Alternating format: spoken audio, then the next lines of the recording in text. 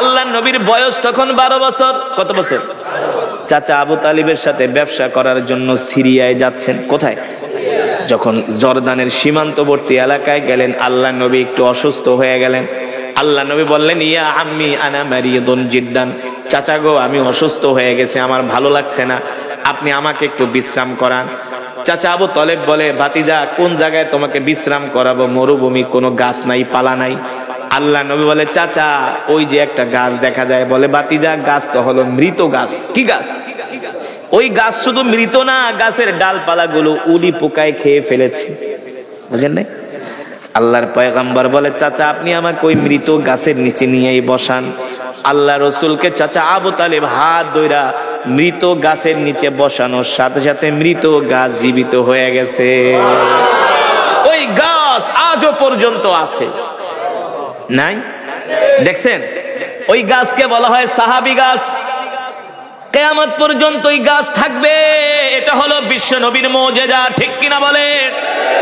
আল্লাহ রসুলের বরকতের কারণে মৃত গাছ সাথে সাথে জীবিত হয়ে আল্লাহ রসুলের মাথার উপরে ডালপালা গজায় দিছে। সেই গাছ আজও পর্যন্ত আছে। শুধু এখানে শেষ না রে যুবক। কোন নবীর উম্মত? জীবনে তো কোনোদিন নবীজির জীবনী পড়লা না, কোনদিন নবীজির সিরাতের কিতাব পড়লা না। কোন নবীর উম্মত? মুসলমান। এবার আল্লাহ তাআলা নির্দেশ দিলেন, হাবিব আপনি মক্কা থেকে হিজরত করে মদিনায় যান। সাইয়েদনা আবু বকর সহ আল্লাহর নবী মক্কা থেকে হিজরত করে মদিনায় রওনা করলেন। সাইয়েদনা আবু বকর সাথে কিছু খাবার দাবার নিয়ে নিলেন। 2-3 দিন জার্নি করতে করতে আল্লাহর নবী ক্লান্ত হয়ে যান।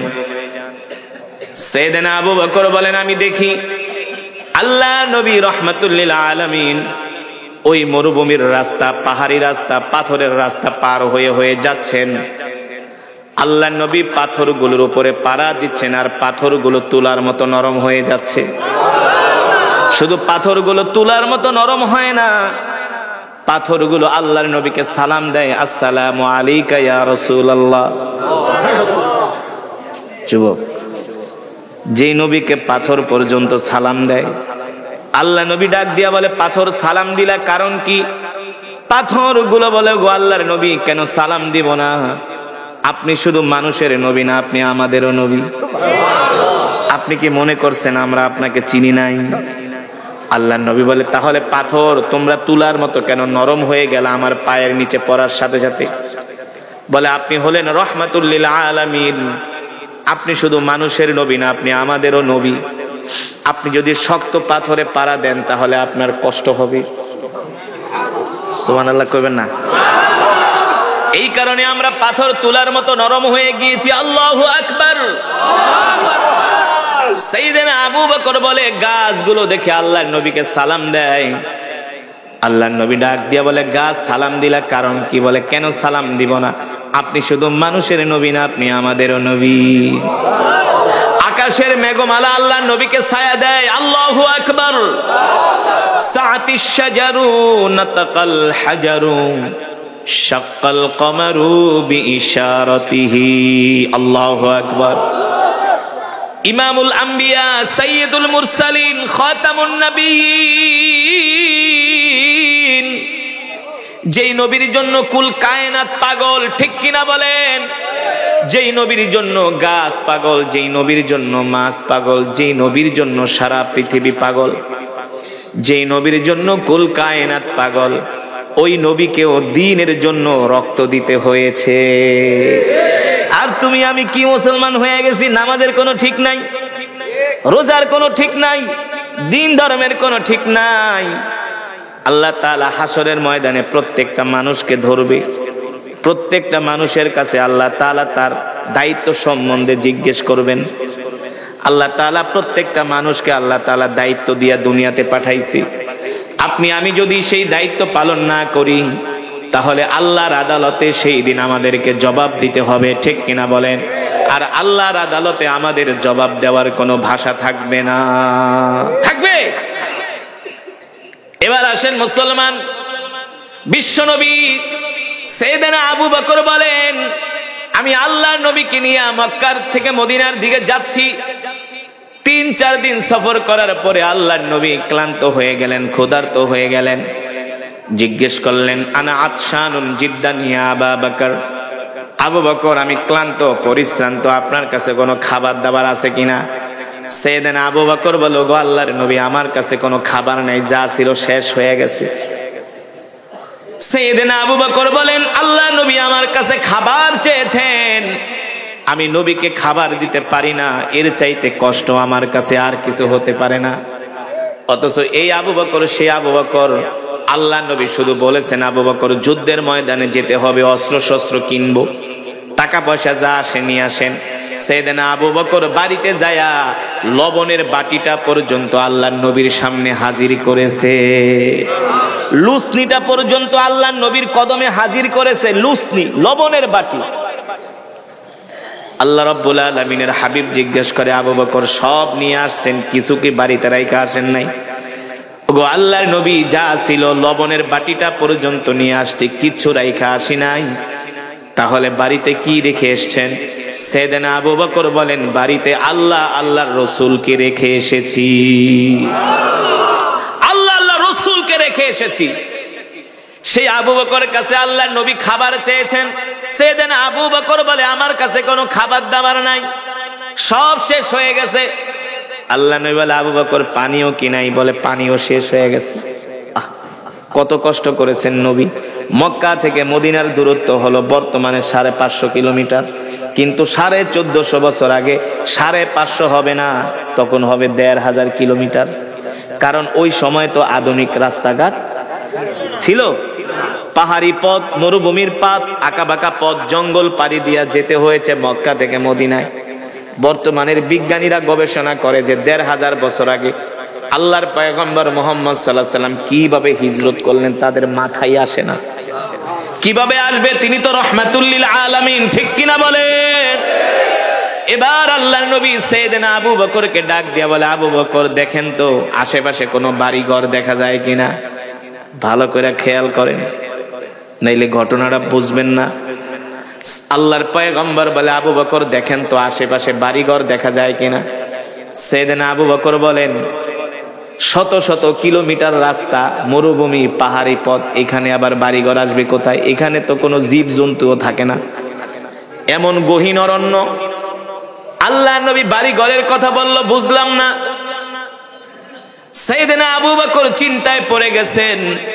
সাইয়েদনা আবু বকর বলে, আল্লাহর নবীর বরকতি জবান মোবারক দিয়া বাড়ি ঘর আছে কিনা এই কথা বলার সাথে সাথে আমি 10টা কদম দিতে দেরি, দেখি আমার চোখের সামনে একটা মরুভূমির মধ্যে বাড়ি দেখা যায়। জোরে বলেন সুবহানাল্লাহ, আল্লাহু আকবার। সাইয়েদনা আবু বকর বলে, আমি দেখি মরুভূমির মধ্যে একটা বাড়ি দেখা যায়। আমি আল্লাহর নবীকে ডাক দিয়া বললাম, নবীজি উনজুর ইলাল আমাম, সামনের দিকে তাকায় দেখেন ওই যে একটা বাড়ি দেখা যায়। আবু বকর বলে, আমার মাথায় ধরলো না। আল্লাহর নবী বলতে বলতে দেখি মরুভূমির মধ্যে বাড়ি দেখা যায়। আল্লাহর নবী বললেন, আবু বকর চলেন ওই বাড়িতে যে আমরা দুইজনে আশ্রয় নিব, তাদের থেকে আমরা মেহমানদারি গ্রহণ করব, আমরা তাদের কাছ থেকে পানি ঠানি চাইবো, খাবার দাবার চাইবো, কিছুক্ষণ সময় আমরা বিশ্রাম করব, তারপরে আবার রওনা দিব। সাইয়েদনা আবু বকর বলেন, আমি আল্লাহ রসুলের হাত মোবারক ধরে ওই বাড়ির দিকে হেঁটে যাচ্ছি। যেতে যেতে যেতে যেতে যখন বাড়ির সামনে গেলাম, দেখি মরুভূমির মধ্যে ভাঙ্গা একটা কুঠুরি, ভাঙ্গা একটা ঘর, ভিতর থেকে দরজা লাগানো।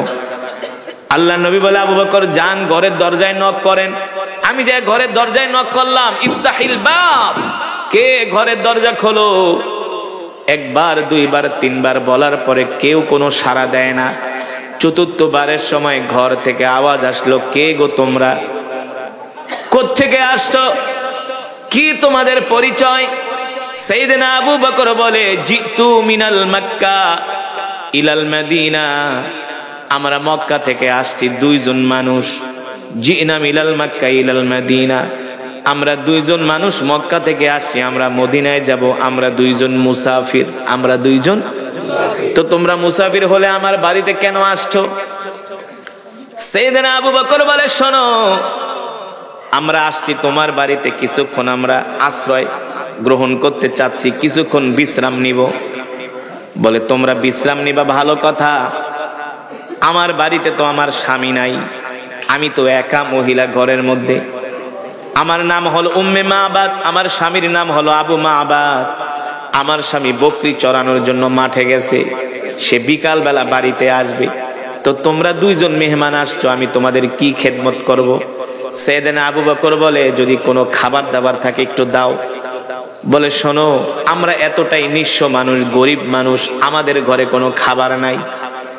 আমার স্বামী বকরি চড়ায়, সেই বকরি থেকে আমরা দুধ দোয়া দুইজন স্বামী স্ত্রী পান করি, আর গাছ থেকে কিছু খেজুর পেড়ে খেজুর খাই, এছাড়া আমাদের কাছে কোনো খাবার দাবার থাকে না। সাইয়েদনা আবু বকর বলে যদি খাবার দাবার না থাকে তাহলে একটু পানি পর্যন্ত দাও। বলে পানিও শেষ, পানিও।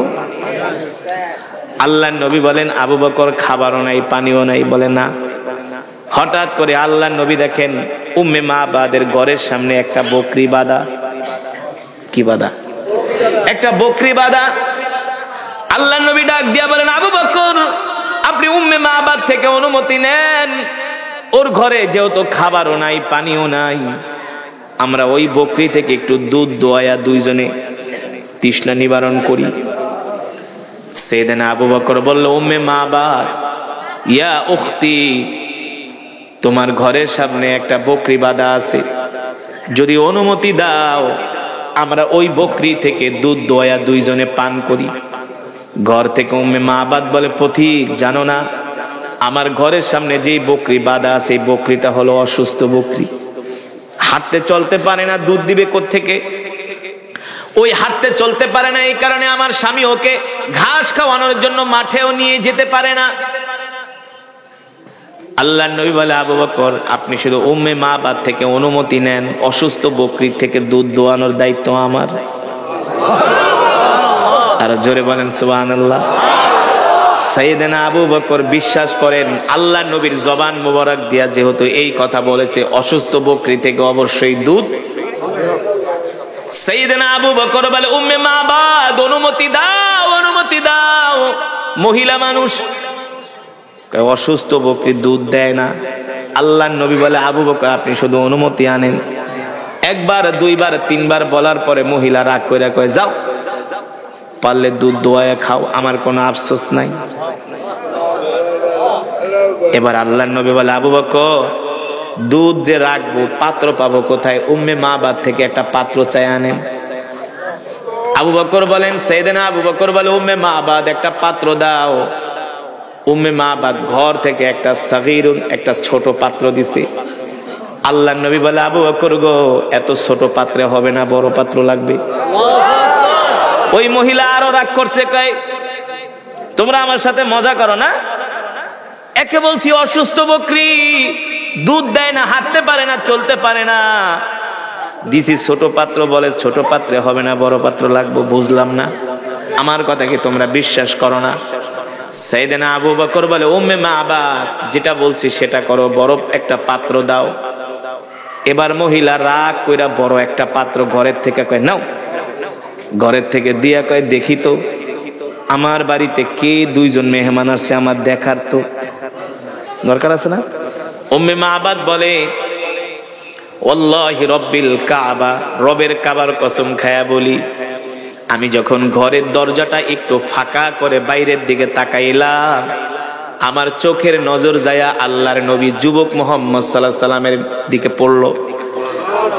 আমি তার দিকে তাকানোর সাথে সাথে আমি আমার আর চোখের নজর ফিরাইতে পারি না, আমি এক নজর আল্লাহর নবীর দিকে তাকায় আছি আর মনে মনে চিন্তা করি এত সুন্দর আবার মানুষ হয় নাকি? আমি কাকে দেখলাম এত সুন্দর চেহারা? উম্মে মাবাদ বলে আমি একবার আল্লাহর নবীর দিকে তাকাই আর দ্বিতীয়বার আমি পূর্ণিমার চাঁদের কথা মনে করি, দেখি কে সুন্দর। উম্মে মাবাদ বলে আল্লাহর কসম করে বলি চাঁদের চেয়েও যুবক মোহাম্মদ সুন্দর। উম্মে মাবাদ বলে আমি যুবক মুহাম্মদ সাল্লাল্লাহু আলাইহি সাল্লামের চেহারার দিকে তাকায় আমি আর নজর ফিরাইতে পারি না। তার চুলগুলো এত সুন্দর, তার কথাগুলো এত সুন্দর, তার দাঁতগুলো, তার চেহারাটা এত সুন্দর। ও মুসলমান, আমার নবী যখন হাসি দিতেন আল্লাহর নবীর চেহারা মোবারক গালগুলো বেদেনার মতো লাল হয়ে যেত। বুঝেন নাই? আল্লাহর নবী এত সুন্দর ছিলেন। জীবনের প্রথম যেদিন মিশরে যাই, কায়রো থেকে যেদিন বিমানে উঠি, দুবাই থেকে যেদিন কায়রোর বিমানে উঠি, মিশরের মানুষ তো এমনি সুন্দর, জানেন? সব একের জিনিস। পুরুষরা তো সুন্দর, আর মেয়েদের কথা তো বাদই দিলাম। আপনাদেরকে জানার জন্য বলছি এত সুন্দর কেন। পয়গম্বর ইউসুফ আলাইহিস সালাম ছিলেন পৃথিবীর সবচেয়ে সুন্দর, কিন্তু আল্লাহর নবীর চেয়ে সুন্দর। আল্লাহর নবী বলেন আমার ভাই ইউসুফ হলো সাদা সুন্দর, আমি হলাম লাল সুন্দর। সাদা সুন্দর বেশি আকর্ষণীয় নাকি লাল সুন্দর? এই যুবক, যখন বিয়ে করতে যাইবা দাদির কাছে জিগাইবা, দাদি যাইতেছি দেখতে, কয় শোন আগে দেখবি কন্যার চেহারাটা লাল সুন্দর কিনা, কারণ লাল সুন্দর মানুষগুলো রোদ্রে গেলে চেহারা আরো বেশি আলোকিত হয়। ঠিক কিনা বলেন? আমার রাসূল ছিলেন, আমার কলিজার টুকরা নবী ছিলেন লাল সুন্দর। আল্লাহু আকবার। পৃথিবীর যত সৌন্দর্য আছে আল্লাহ তাআলা আমার নবীকে দান করেছেন। এই কারণে আম্মা জান আয়েশা রাদিয়াল্লাহু তাআলা আনহা বলেন, মিশরের রমণীরা পয়গম্বর ইউসুফের চেহারা দেখা আপেল কাটতে যায় আঙ্গুল কেটে ফেলেছিল, জানেন? হ্যাঁ, মিশরের রমণীরা পয়গম্বর ইউসুফ আলাইহিস সালামের চেহারার দিকে তাকায় আপেল খাইতেছে। আপেল তো দূরের কথা, কাটতে কাটতে আপেল শেষ, এবার আঙ্গুল কাটতেছে। রক্ত বের হচ্ছে, কারো কোনো অনুভূতি নাই, কারো কোনো খবর নাই। জুলাইখা ছিল চালাক মানুষ, কয় বান্ধবীরা রে, এতদিন আমার বদনাম করছো, আমি কোন গোলামের প্রেমে পাগল হইছি, এবার দেখছনি গোলামের চেহারা। জুলাইখার বান্ধবীরা কয় বান্ধবী দূর থেকে তোমার সমালোচনা করছি, কিন্তু যার চেহারা দেখলাম মনে হয় সে মানুষ না, আসমান থেকে ফেরেশতা নেমে এসেছে। আম্মা জান আয়েশা রাদিয়াল্লাহু তাআলা আনহা বলেন, মিশরের রমণীরা পয়গম্বর ইউসুফ আলাইহিস সালামের চেহারা দেখে পাগল হয়ে গেছে, আঙ্গুল কেটে ফেলেছে। আমার স্বামী মুহাম্মদ সাল্লাল্লাহু আলাইহি সাল্লামের চেহারা যদি তারা দেখতো, শুধু আঙ্গুল কাটতো না, কলিজা কেটে ফেলতো, তারপরও আল্লাহর নবীর চেহারা মোবারক থেকে নজর ফিরাইতে পারতো না। এত সুন্দর ছিলেন আমার নবী। এবার উম্মে মাবাদ বলে, আমি যুবক মুহাম্মদ সাল্লাল্লাহু আলাইহি সাল্লামের চেহারার দিকে তাকায়া আমার আর দুনিয়ার কোনো খবর নাই। এখন আমি মনে মনে বলি, শুধু বকরির দুধ না পারলে বকরি জবাই করে খায়া ফেলাম, কারণ তোমার মতো এত সুন্দর মানুষ আমি আজ পর্যন্ত কোনোদিন। এবার উম্মে মাবাদ বলে, আমি যুবক মুহাম্মাদের দিকে যতই তাকাই ততই তার জন্য আমার মায়া লাগে, ততই আপন মনে হয়। আল্লাহু আকবার। কেন আপন মনে হবে না? উম্মে মাবাদ তো তার উম্মত, ঠিক কিনা বলেন? এবার উম্মে মাবাদ বলে, ঠিক আছে তোমরা দুধ দয়া খাও। এবার আল্লাহর নবী ওই পাত্র নিয়ে অসুস্থ বকরির কাছে যেতে যেতে আল্লাহর রাসূলের বরকতে অসুস্থ বকরি সুস্থ হয়ে গেছে। আর জোরে বলেন সুবহানাল্লাহ, আল্লাহু আকবার। আল্লাহর নবী ডাক দিয়া বলে, বকরি ব্যাপার কি, তুমি না অসুস্থ? বকরি ডাক দিয়া বলে, আসসালামু আলাইকা ইয়া রাসূলুল্লাহ। আল্লাহর নবী বলে, বকরি সালাম দিলা কারণ কি? কয়েক সালাম কেন দিব না? আপনি কি মনে করছেন আপনাকে আমি চিনি নাই?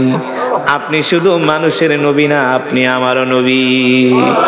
ওগো নবীজি, আমি অসুস্থ ছিলাম, আপনাকে দেখার সাথে সাথে আমি সুস্থ হয়ে গেছি। আল্লাহ নবী ডাক দেয়, কাছে আসো। এবার বকরি আয়েশা আল্লাহ রসুলের কাছে তার মুখ দিয়া, আল্লাহ রসুলের কানের সামনে মুখ দিয়ে এবার কথা বলতেছে বকরি আল্লাহ নবীর সাথে।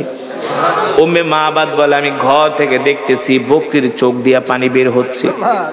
বকরি আল্লাহ রসুলের কাছে মনের দুঃখ বলতেছেন, ওগো নবীজি, আমি অসুস্থ বকরি, এই কারণে আমার মালিক আমাকে ঘাস খাওয়ায় না, মাঠে নেয় না, আমি বাচ্চা দিতে পারি না, দুধ দিতে পারি না, এই কারণে আমাকে আদর করে না। আপনি আমার নবী, আপনাকে দেখার পরে আমি সুস্থ হয়ে গেছি। উম্মে মাবাদ বলে, আমি দেখতেছি যুবক মুহাম্মদের সাথে বকরি কথা বলতেছে। এবার আল্লাহর নবী ডাক দিয়ে বলে, বকরি আমরা দুইজন ক্ষুধার্ত মক্কা থেকে আসছি, মদিনায় যাব, তুমি যদি অনুমতি দাও তোমার থেকে একটু দুধ দোয়াই আমরা দুইজনে পান করব। এই কথা বলার সাথে সাথে বকরি তার দুই পা দুই দিকে দিয়া বলে, ওগো আল্লাহর নবী, আপনি আমার থেকে দুধ দহন করেন। আল্লাহ নবী বিসমিল্লাহ বইলা ওই দুধ বকরির ওলানের ভিতরে, বকরির স্তনের ভিতরে হাত দেওয়ার সাথে সাথে দুধে ভরপুর হয়ে গেছে। আমার নবী বরকতের নবী, দয়ার নবী, মায়ার নবী, ঠিক কিনা বলেন? আমার নবীকে আল্লাহ তাআলা বলেছেন, ওয়ামা আরসালনাকা ইল্লা রাহমাতাল লিল আলামিন। আল্লাহু আকবার। আল্লাহর নবীর বয়স তখন 12 বছর। কত বছর? চাচা আবু তালিবের সাথে ব্যবসা করার জন্য সিরিয়ায় যাচ্ছেন। কোথায়? যখন জর্দানের সীমান্তবর্তী এলাকায় গেলেন, আল্লাহ নবী একটু অসুস্থ হয়ে গেলেন। আল্লাহ নবী বললেন, ইয়া আম্মি আনা মারিয়াদুন জিদ্দান, চাচা গো আমি অসুস্থ হয়ে গেছে, আমার ভালো লাগছে না, আপনি আমাকে একটু বিশ্রাম করান। চাচা আবু তালেব বলে, ভাতিজা কোন জায়গায় তোমাকে বিশ্রাম করাবো? মরুভূমি, কোনো গাছ নাই, পালা নাই।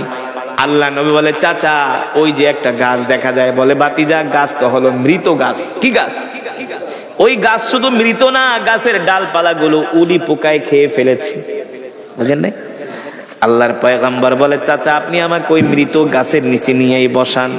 আল্লাহ রসুলকে চাচা আবু তালেব হাত ধইরা মৃত গাছের নিচে বসানোর সাথে সাথে মৃত গাছ জীবিত হয়ে গেছে।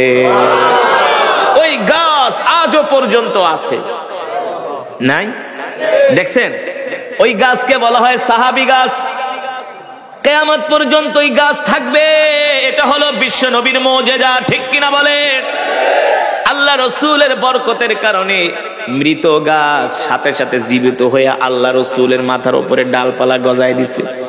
সেই গাছ আজও পর্যন্ত আছে। শুধু এখানে শেষ না রে যুবক। কোন নবীর উম্মত?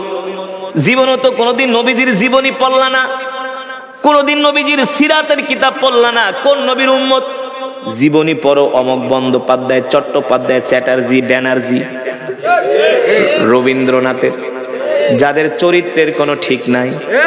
কিন্তু বিশ্ব নবীর জীবনীটা যদি পড়তারে যুবক, তুমি যতই পাথরের মতো হৃদয় হোক না কেন, তোমার চোখ দিয়ে ঝরঝর করে পানি পড়তো।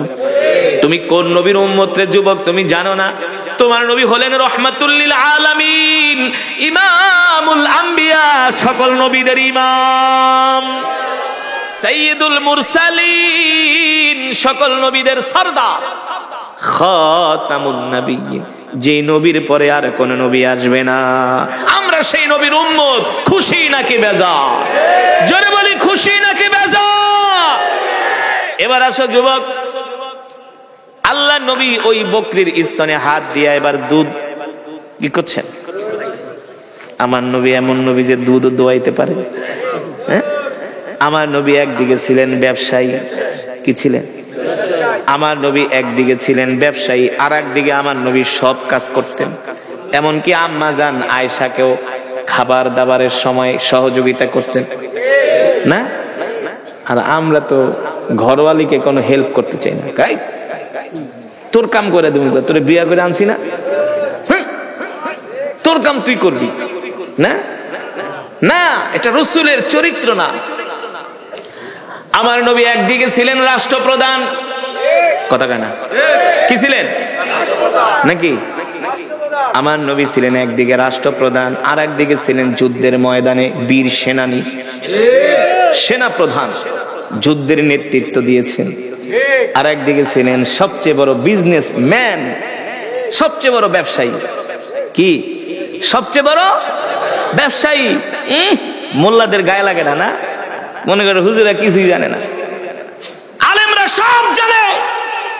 মুসলমান, সেই কথাই আল্লাহ রাব্বুল আলামিন কোরআনুল কারীমের মধ্যে বলেছেন, আলা লাহুল খালকু ওয়াল আমরু তাবারাকাল্লাহু রাব্বুল আলামিন। আল্লাহ রাব্বুল আলামিন বলেন, নবী আপনি মক্কার জমিনে কোরআনের তেলাওয়াত করেন। মক্কার কাফেরেরা কোরআনের তেলাওয়াতে বাধা দেয়। হ্যাঁ, আমি যেই কোরআন আপনাদের সামনে পড়লাম, আমি যেই কোরআন আপনাদের সামনে পড়লাম, এই কোরআনুল কারীম যখন আল্লাহর নবী মক্কার জমিনে তেলাওয়াত করত, আবু জেহেল, আবু লাহাবরা কোরআনের তেলাওয়াতে বাধা দিত। ঠিক কিনা বলেন? শুধু আবু জেহেল আবু লাহাবরাই বাধা দিত না, তাদের নাতিপুতিরাও বাংলাদেশে বাধা দিত।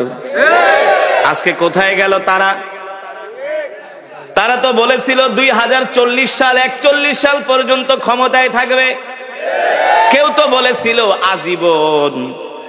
কিন্তু আমরা তাদেরকে ইনিয়ে বিনিয়ে বোঝানোর চেষ্টা করছি, শোনেন, ক্ষমতার মালিক পৃথিবীর কোন রাষ্ট্রপ্রধান নয়, ক্ষমতার মালিক হলেন আল্লাহ। কোরআনে আছে কি আছে না? জোরে বলেন। বাংলাদেশের যেখানে ওয়াজে যাইতাম, অনেক মানুষ এসে কান্না করে কইতো, হুজুর কবে মুক্তি পাবো? মনে হয় না মুক্তি পাবো। আমি বলি, আপনার ঈমানই নাই। আপনারাও পরিকল্পনা করেন, আল্লাহ পরিকল্পনা করে, ঠিক কিনা বলেন? আল্লাহ তাআলা বলেন, কুলিল্লাহুম্মা মালিকাল মুলকি তুতিল মুলকা মান তাশা ওয়া তানজিউল মুলকা মিম্মান তাশা ওয়া তুইজ্জু মান তাশা ওয়া তুযিল্লু মান তাশা বিয়াদিকাল খায়র ইন্নাকা আলা কুল্লি শাইইন কাদির। আল্লাহ রাব্বুল আলামিন বলেন, নবী দুনিয়ার রাজা বাদশাদেরকে বলে দেন, দুনিয়ার মানুষদেরকে বলে দেন, মুলকের মালিক আমি আল্লাহ, রাজত্বের মালিক আমি আল্লাহ, ক্ষমতার মালিক আমি আল্লাহ, সার্বভৌমত্বের মালিক আমি আল্লাহ। দুনিয়ার কোন মানুষ ক্ষমতার মালিক হতে পারে না, সার্বভৌমত্বের মালিক হতে পারে না, ঠিক কিনা বলেন? আরে দুনিয়ার মালিক মানুষ যদি ক্ষমতার মালিক হতো, দুনিয়ার মানুষের ক্ষমতা যদি চিরস্থায়ী হতো, তাহলে তো ফেরাউনই আজ পর্যন্ত ক্ষমতায় থাকতো। ফেরাউনও 450 বছরের বেশি ক্ষমতায় থাকতে। আমরা যখন মিশরে পড়াশোনা করতাম, মাঝে মাঝে ফেরাউনের বাড়ি ঘুরতে যাইতাম। এই হারামজাদা ফেরাউন, ওই কি ওর নাম, কিন্তু আসলে ফেরাউন না, ওর নাম হলো রমসিস। ওর নাম কি? কায়রোতে ওর নামে একটা নাম আছে, রমসিস, একটা বাজার আছে। ওই বাজারে এই হারামজাদায় তরমুজ বিক্রি করত, বুঝেন নাই? তো দেখবেন বাংলাদেশে যারা তরমুজ বেচে, ওদের ভিতরে কিছু ফেরাউনের স্বভাব আছে। আছে কি আছে না? কেজি দরে তরমুজ বিক্রি করা, এটাও তো আরেক ফেরাউনের স্বভাব। হ্যাঁ, এই ওয়াজটা আমি যে খুলনা করছিলাম, যেখানে সবচেয়ে বেশি তরমুজ উৎপাদিত হয়, ওই নদীর পারে পরে কিছু লোক এক, হুজুর এমন ওয়াজ করেন না। আমি কই, তাইলে কেজি দরে তরমুজ বিক্রি করো কেন? ঠিক কিনা বলেন? মুসলমান, যেটা বলছিলাম, ক্ষমতার মালিক দুনিয়ার কোনো মানুষ নয়, ক্ষমতার মালিক কে? আরো জোরে বলেন, কে? ক্ষমতার মালিক হলেন আল্লাহ। সেই আল্লাহ তাআলা পয়গম্বর মুসা আলাইহিস সালামকে বললেন, মুসা যাও ফেরাউনের কাছে, ফেরাউনকে যায় দ্বীনের দাওয়াত দাও। আল্লাহ তাআলা পয়গম্বর মুসাকে পাঠালেন ফেরাউনের রাজপ্রাসাদে। যাওয়ার আগে আল্লাহ তাআলা ফেরাউনকে যে দাওয়াত দিতে যাবে পয়গম্বর মুসা, আল্লাহ তাআলা আবার পয়গম্বরকে কিছু নসিহত করে দিলেন। ফাকুলা লাহু কাওলাল লাইয়িনাল লাআল্লাহু ইয়াতাযাক্কারু আও ইয়াখশা। এ মুসা, তুমি তো ফেরাউনের দাওয়াত দিতে যাইবা, তোমার মাথা ঠাতা তো এমনি গরম, তুমি তো এমনি রাগী মানুষ। ফেরাউন উল্টা পাল্টা কথাবার্তা বললে আবার মাইক ঠাই দিয়া বইসো না, বুঝেন নাই? পয়গম্বর মুসা আলাইহিস সালাম ছিলেন রাগী মানুষ, রাগী জিদ্দি মানুষ ছিল। একটা রাতে এক থাপ্পড় মারছে, এক থাপ্পড়ই শেষ। আল্লাহ তাআলা বইলা দিছে, মুসা যাও যাও, নরম ভাষায় ফেরাউনের দাওয়াত দাও। এবার পয়গম্বর যায় বলে, ফেরাউন তুমি এক আল্লাহর প্রতি ঈমান আনো। ফেরাউন বলে, আনা রব্বুকুমুল আলা। এ মুসা, তুমি কোন রবের প্রতি ঈমান আনার জন্য আমাকে বলছো? আমি তো বড় খোদা, বলেন নাউজুবিল্লাহ। পয়গম্বর মুসা কয়, ছোটবেলায় কিন্তু থাপ্পড় একটা মারছিলাম, তাও বাম হাত দিয়া। জানেন না? জানেন, পয়গম্বর মুসা ছোটবেলায় যখন শিশু, তখন কিন্তু বাম হাতের চটকানা খাইছে ফেরাউন। তা আল্লাহ যদি তাকে এই কথা বলতো, না বলতো যে সাবধান, এত রাগ ঠাক হইও না, তাহলে তো চটকানা আর একটা মারত, ঠিক কিনা বলেন? এই কারণে মুসলমান ইসলামে নরমও আছে, গরমও আছে, ঠিক কিনা বলেন? যখন যেমন তখন তেমন। হ্যাঁ, কুকুরকে কখনো আপনি যদি কুকুরের লেজের মধ্যে 1 নাম্বার বাগাবাড়ির ঘি মাখেন, আর যদি বলেন কুকুর তুই ভালো হয়ে যা, কোনদিন কুকুরের লেজ ঘি মাখলেও সোজা হয়? হয়, সোজা হবে না, ঠিক কিনা বলেন? কুকুরকে আপনি সুন্দরবনের গজারে দিয়া 2-4টা পাছার উপর বাড়ি মারেন, দেখবেন এমনি ল্যাস সোজা করে দৌড় মারবে। এই কারণে এই জমিনের মধ্যে কুকুরের স্বভাব কিছু মানুষ আছে, আল্লাহ তাআলা তাদের কথাই বলছে, উলাইকা কাল আনআমি বাল হুম আদল। কোরআন থেকে বলছি, বানায় বলি না, রাগ করবেন না। এই জমিনে কুকুরের স্বভাবের মতো কিছু স্বভাব আছে, ঠিক কিনা বলেন? যারা আল্লাহর দেওয়া নিয়ামত খায়া আল্লাহর সাথে নাফরমানি করে, আছে কি আছে না? আল্লাহর দেওয়া আলো বাতাস গ্রহণ কইরা আল্লাহর কোরআনের বিরুদ্ধে কথা বলে, ঠিক কিনা বলেন? ইসলামে মূর্তি বানানো কি? ইসলামে ভাস্কর্য বানানো কি? জোরে বলেন। ইসলামে মূর্তি বানানো হারাম, ভাস্কর্য বানানো হারাম, ঠিক কিনা বলেন? এই হারাম ঘোষণা করেছেন কে? কোন মানুষের ছবি অঙ্কন করা যাবে না, ঠিক কিনা বলেন? কোন মানুষের ছবি আঁকা যাবে না। লা তাদখুলুল মালাইকাতু বাইতান ফীহি কালবুন ওয়ালা তাসাবির। আল্লাহ রাসূল বলেন, কেউ যদি কোন জীব জানোয়ারের ছবি তোলে সে জান্নাতে প্রবেশ করবে না। কোন জীব জানোয়ারের ছবি যদি আঁকে সে জান্নাতে প্রবেশ করবে না। আমরা বলেছিলাম মূর্তি বানানো হারাম, ভাস্কর্য বানানো হারাম, কিন্তু আবু জেহেলের নাতি পুতিরা এটাকে জায়েজ করার চেষ্টা করেছিল, ঠিক কিনা বলেন? কিন্তু তারা ক্ষমতায় থাকতে পারে নাই, ঠিক কিনা বলেন? আল্লাহ তাআলা সেই কথাই কোরআনের মধ্যে বলছে, হে দুনিয়ার মানুষ, আমার নেয়ামত খায়া যদি তোমরা আমার সাথে নাফরমানি করো, আমার সাথে যদি তোমরা আমার নেয়ামত খায়া আমার হুকুমকে যদি না মানো, তাহলে এরা কুকুরের চেয়ে অদম। কারণ আপনি কুকুরকে যদি একটা রুটি খাওয়ান, এক রুটি খাওয়ানোর পরে দেখবেন আপনার পিছনে একটা কুকুর 1 মাস দৌড়াবে।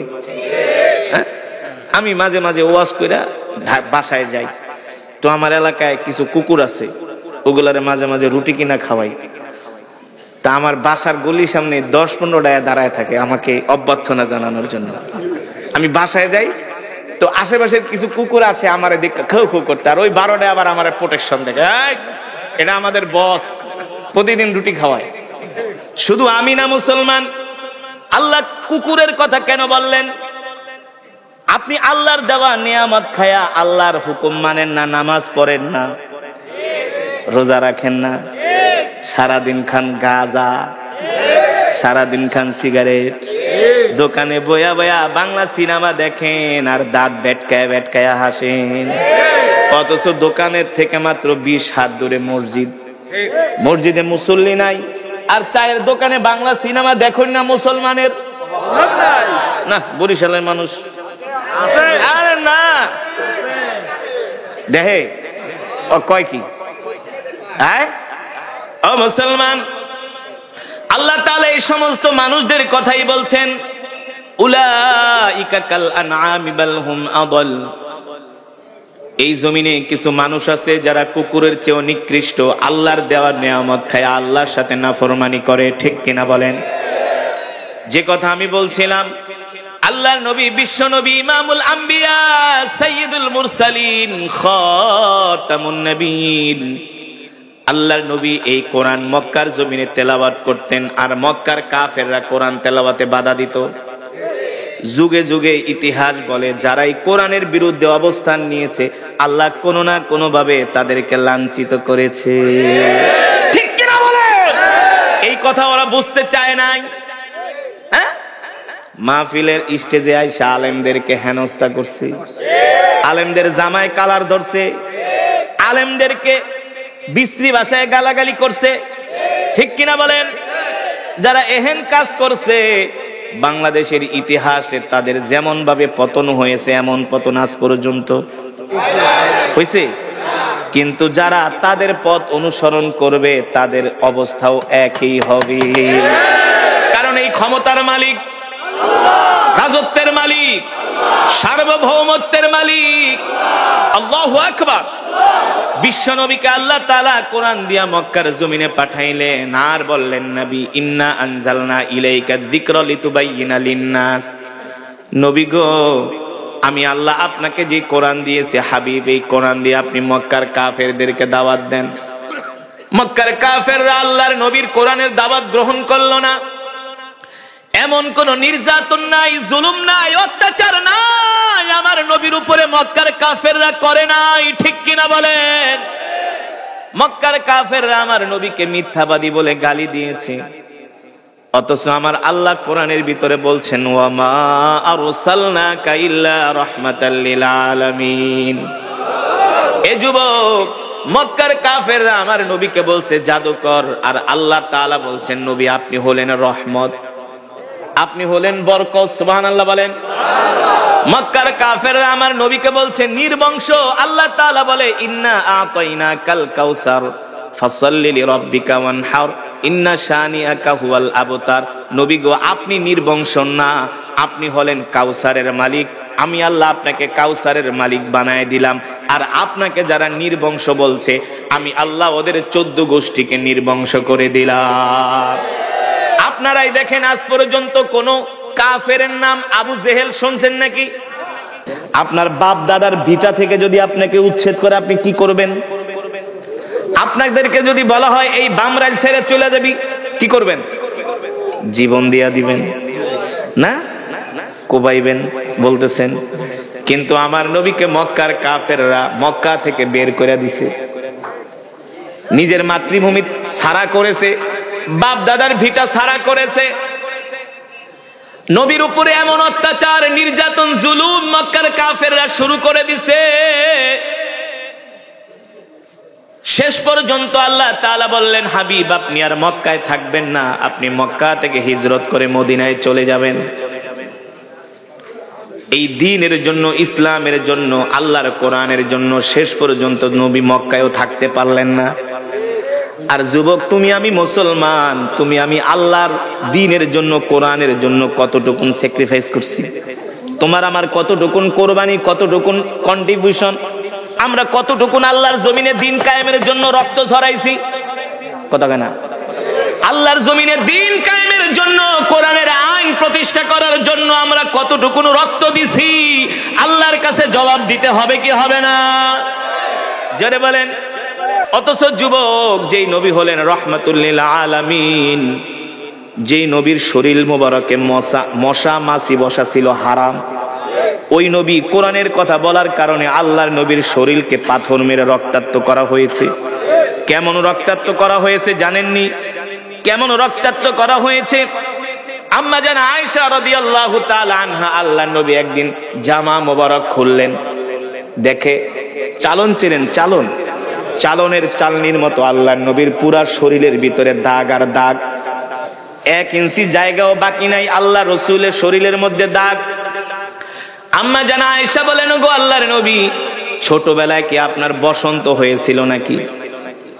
আপনার কি কুষ্ঠরোগ হয়েছিল নাকি? আল্লাহর নবী বলে আয়েশা তুমি এটা কি বললা? আমার কুষ্ঠরোগ হবে, আমার বসন্ত হবে? আমি আল্লাহর পয়গম্বর রহমাতুল লিল আলামিন, আমার শরীরের মধ্যে আল্লাহ মশা মাছি বসাকে হারাম করে দিয়েছে। আমার শরীরে মশা মাছি পর্যন্ত বসে না, আর আমার হবে কুষ্ঠরোগ। আম্মা জান আয়েশা বললেন তাহলে আপনার শরীরে এত কিসের দাগ? আল্লাহর নবী বলে আয়েশা আমি আজও পর্যন্ত সেই দিনগুলোর কথা ভুলতে পারি না। আম্মা জান আয়েশা বললেন ওগো নবী কোন দিনের কথা? বলে যেই দিন আমি কোরআনের দাওয়াত নিয়ে তায়েফের ময়দানে গিয়েছিলাম, তায়েফের মানুষগুলো আমাকে 5 কিলোমিটার রাস্তা দৌড়াইছে আর পাগলের মতো পাথর মারছে, আমার শরীরকে রক্তাক্ত করেছে। ও যুবক, ও মুসলমান, আল্লাহর নবীর এত কষ্ট, এত কোরবানি, এত ত্যাগ একমাত্র আল্লাহর জমিনে দ্বীন কায়েমের জন্য, ঠিক কিনা বলে? শেষ পর্যন্ত আল্লাহ তাআলা তার হাবিবকে বললেন নবী আপনি আর মক্কায় থাকবেন না, এবার আপনি মক্কা থেকে হিজরত করে মদিনায় যান। আল্লাহর নবী যখন মক্কা থেকে হিজরত করে সাইয়েদনা আবু বকরকে সহ যখন মদিনার দিকে রওনা হলেন, আল্লাহর নবী মক্কা থেকে 2-3 কিলোমিটার দূরে যায় বারবার বাইতুল্লাহর দিকে তাকান আর আল্লাহর নবী কান্না করেন।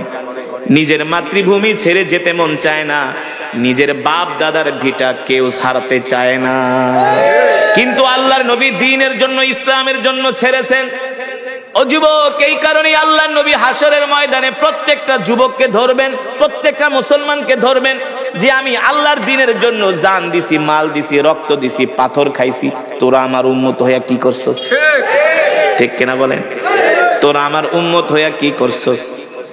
অথচ আমাদের উচিত ছিল আল্লাহর জমিনে দ্বীন কায়েমের জন্য, কোরআনের আইন প্রতিষ্ঠা করার জন্য এই জমিনের মধ্যে আমাদেরকে আন্দোলন করা। ঠিক কিনা বলেন?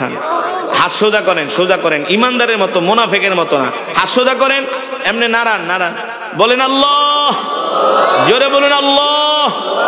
ওয়াদা করলাম আর কোনদিন নামাজ ছেড়ে দিব না। নামাজ পড়বেন তো? নামাজ পড়বেন, এই কথার আওয়াজটা কিন্তু অত দূরে হয়নি। ওয়াজ শুনতে মজা লাগে, মাগার নামাজ পড়তে মজা